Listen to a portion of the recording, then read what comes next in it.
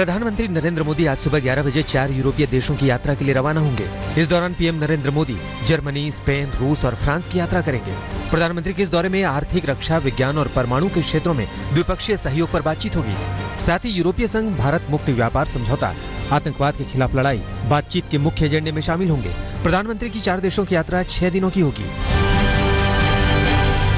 प्रधानमंत्री मोदी की यूरोप यात्रा का पहला पड़ाव बर्लिन होगा, जहां चांसलर एंजेला मर्केल के साथ संयुक्त रूप से द्विवार्षिक अंतर सरकारी विमर्श की अध्यक्षता करेंगे। भारत और जर्मनी के बीच जलवायु परिवर्तन, ऊर्जा, इंफ्रास्ट्रक्चर और आतंकवाद जैसे अहम क्षेत्रों में 25 से ज्यादा समझौता होने की उम्मीद है। प्रधानमंत्री नरेंद्र मोदी 30 साल में स्पेन का दौरा करने वाले पहले भारतीय प्रधानमंत्री होंगे। 30 मई से 31 मई के दौरान पीएम द्विपक्षीय शिखर सम्मेलन में हिस्सा तो लेंगे ही, स्पेन की बड़ी कंपनियों के सीईओ से भी मुलाकात करेंगे।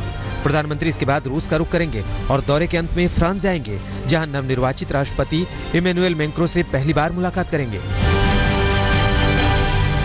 दिल्ली के मुख्यमंत्री और आम आदमी पार्टी के प्रमुख अरविंद केजरीवाल आज पंजाब के दौरे पर जा रहे हैं। केजरीवाल का ये दौरा पंजाब विधानसभा चुनाव के नतीजों के 2 महीने बाद हो रहा है। केजरीवाल अमृतसर में पार्टी कार्यकर्ताओं और प्रदेश नेतृत्व से मुलाकात करेंगे। तलवंडी साबो से विधायक बलजिंदर कौर को केजरीवाल के दौरे के समन्वय की जिम्मेदारी दी गई है।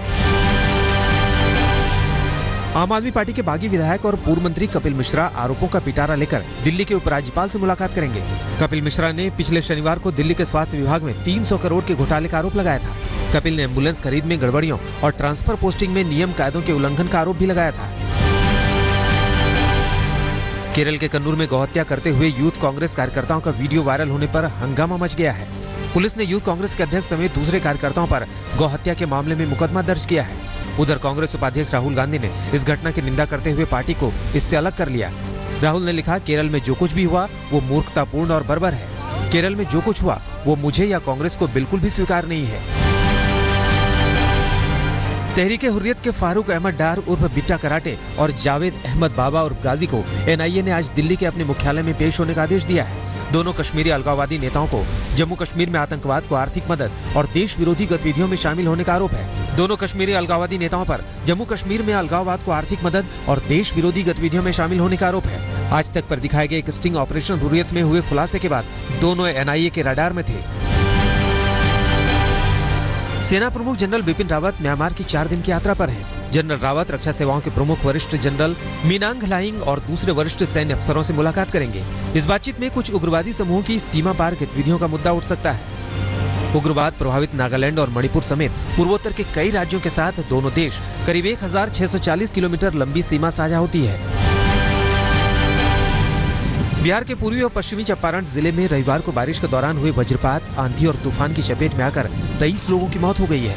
आपदा प्रबंधन विभाग के मुताबिक पश्चिम चंपारण में 6, पूर्वी चंपारण में 5, जमुई में 4, मधेपुरा, मुंगेर और भागलपुर में 2-2 मौतें हुई हैं, जबकि वैशाली और समस्तीपुर में 1-1 मौत की खबर है। हालांकि मरने वालों की संख्या इससे कहीं ज्यादा भी हो सकती है।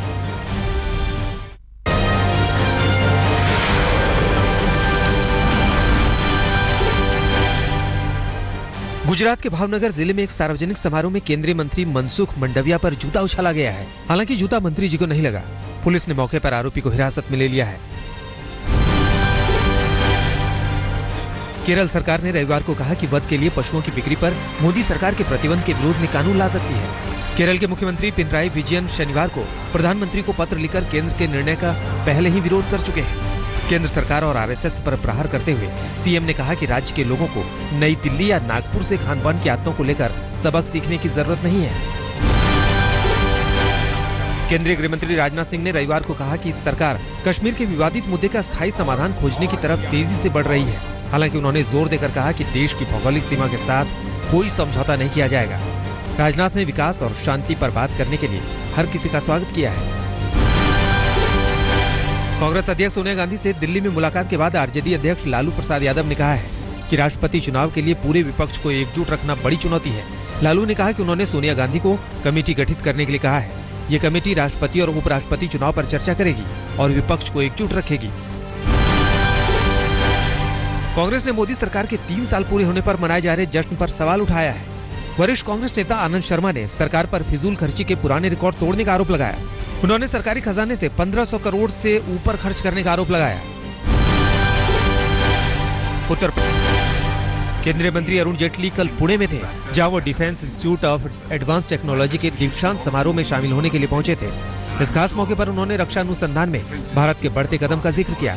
जेटली ने कहा कि देश की रक्षा जरूरतों को देश के अंदर पूरी करने की क्षमता का विकास वक्त की सबसे बड़ी मांग है। लखनऊ के टेढ़ी पुलिया इलाके में योगी के मंत्री सुरेश खन्ना ट्रैफिक पुलिस के रोल में नजर आए, जहां वो खुद ट्रैफिक जाम में फंस गए थे। काफी देर तक जाम में फंसे रहने के बाद सुरेश खन्ना अपनी कार से उतरे और उन्होंने खुद जाम हटवाने की कोशिश की, और जब उनकी गाड़ी किसी तरह जाम से बाहर निकली तब जाकर वो वहां से निकल पाए। उत्तर प्रदेश में बीजेपी विधायक विक्रम सैनी ने सड़क पर चालान काटने वाले पुलिस वाले को धमकी देने का खुद ही दावा किया है। बीजेपी के कार्यक्रम में सैनी ने मंच से बताया कि कैसे बीजेपी के कार्यकर्ता का चालान काटने पर उन्होंने पुलिस वाले को धमकी देते हुए अपशब्द बोले।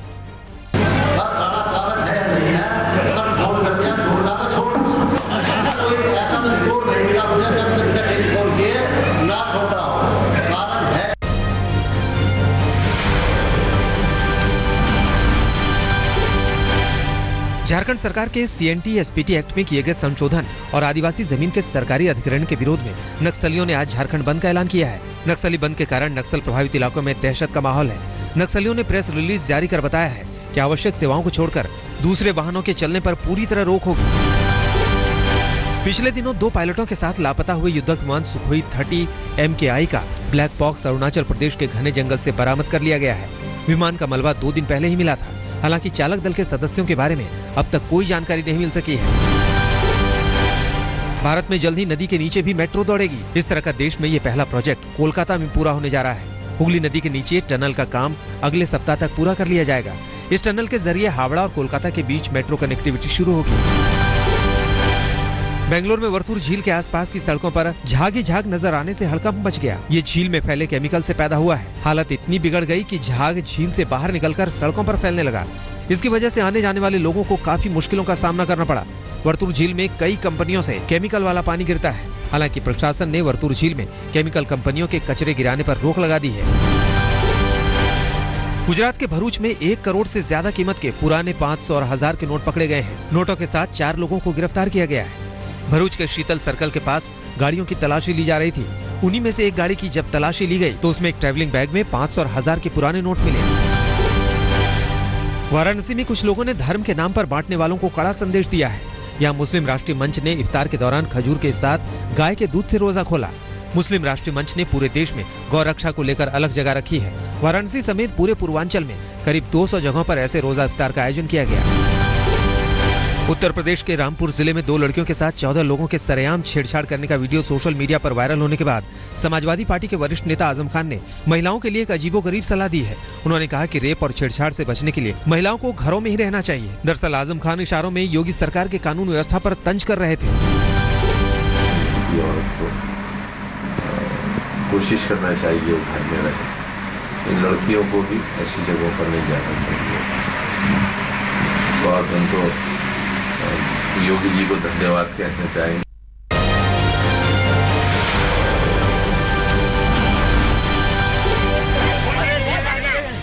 रामपुर में सरेआम छेड़छाड़ के मामले में पुलिस ने 14 लोगों के खिलाफ मुकदमा दर्ज किया है। हालांकि वारदात के कई घंटे बीतने बाद भी पुलिस ने अब तक सिर्फ 1 आरोपी को गिरफ्तार किया है, यानी अभी 13 आरोपी फरार हैं। अपनी ही शादी में टल्ली होकर हंगामा करना और दहेज मांगना एक दूल्हे को महंगा पड़ गया है। यूपी के बुलंदशहर में बारात लगने के तुरंत बाद लड़के ने दहेज की मांग कर दी और सरेआम लड़की के पिता की पिटाई कर दी। इसके बाद लड़की ने शादी से इनकार कर दिया और दूल्हा हवालात पहुंच गया। दिल्ली पुलिस ने 1 लाख रुपए के नामी बदमाश को गिरफ्तार किया है। पकड़े गए बदमाश शंभू की पुलिस को 10 साल से तलाश थी। आरोपी पर हत्या, तस्करी, एक्सटॉर्शन के दर्जनों मामले दर्ज हैं। साल 2010 में कोर्ट ने उसे शातिर अपराधी घोषित किया था। पश्चिम बंगाल के हुगली में पुलिस ने झपटमारों के बड़े गैंग का पर्दाफाश किया है। पुलिस ने 4 बदमाशों को गिरफ्तार करते हुए भारी मात्रा में लूटा हुआ माल भी बरामद किया है। पुलिस के मुताबिक इस गिरोह से इलाके में जबरदस्त दहशत थी। दिल्ली के पास नोएडा ग्रेटर नोएडा एक्सप्रेसवे पर 3 ट्रकों के टकराने से भीषण हादसा हुआ है। इस हादसे में 2 लोगों की मौके पर ही मौत हो गई और एक शख्स गंभीर रूप से घायल हो गया। हादसे के बाद नोएडा ग्रेटर नोएडा एक्सप्रेसवे पर जाम लग गया। सूचना पाकर मौके पर पहुंची पुलिस ने राहत कार्य शुरू किया और घायल को नोएडा के जिला अस्पताल में उपचार के लिए भेजा गया है।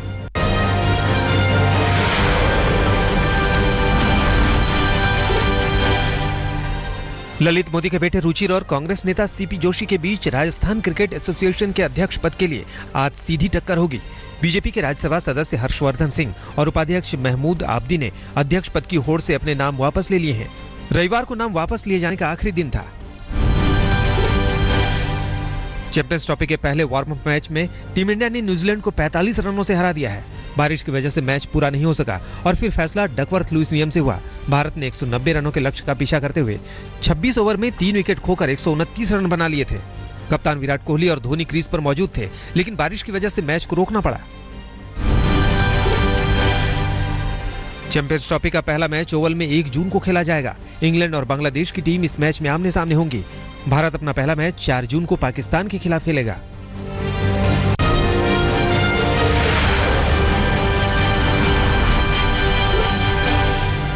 अमेरिका के मिसिसिपी के लिंकन काउंटी में गोलीबारी में 8 लोगों की मौत हो गई है।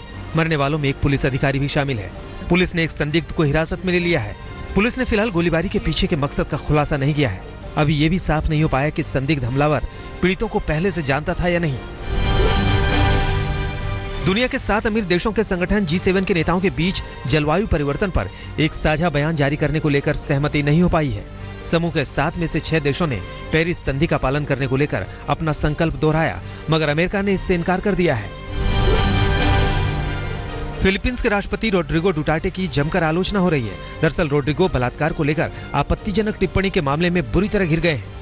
देश के दक्षिण में मार्शल लॉ लगाने के बाद एक सैन्य शिविर में सैनिकों को संबोधित करते हुए उन्होंने जवानों को 3 बलात्कार करने की इजाजत देने का बयान दिया था। इराक के मोसुल में आईएस के खिलाफ लड़ाई अंतिम दौर में पहुंच गई है।